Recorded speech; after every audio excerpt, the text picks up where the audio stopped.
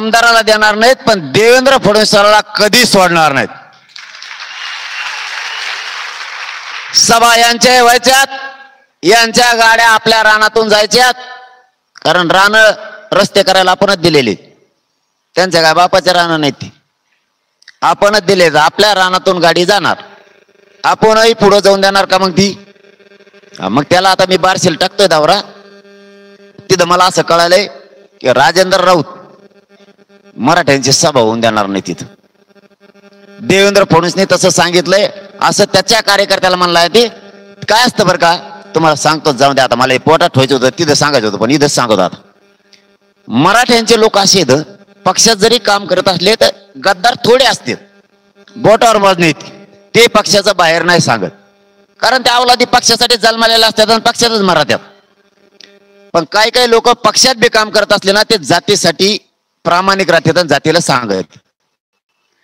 त्याला देवेंद्र फडणवीसने सांगितलेलं, त्यांनी सांगितलं असं कार्यकर्त्याला, मी पडन, मग तुम्ही विरोध करा, तुम्ही सभा उधळून लावा.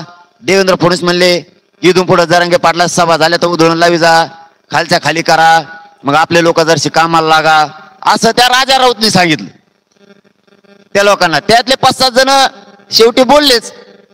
ते म्हणले, ते आमदार आमचा आहे, मला त्यांनी काम बी दिलं तर 35 लाखाचं, आता गुतन तर बिलच गुतन, याच्यापेक्षा काय होईल. पण असं असं ठरलंय ना आमच्या मतदारसंघात, असं असं चाललंय की त्या आरक्षणाचे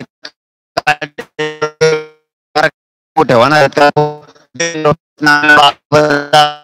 दिलाय, मग विकास केलाय, मग त्या आरक्षणाचं काय होईल तिकडे मरू द्या, आपल्याला काय देणं घेणं आहे का, पण आपण निवडून आलो पाहिजे, असं देवेंद्र फडणवीसने सांगितलं. मग आता सभा जर मराठ्यांची झाली किंवा जरांगे पाटला जर बैठक झाली तर ती उधळून लावा.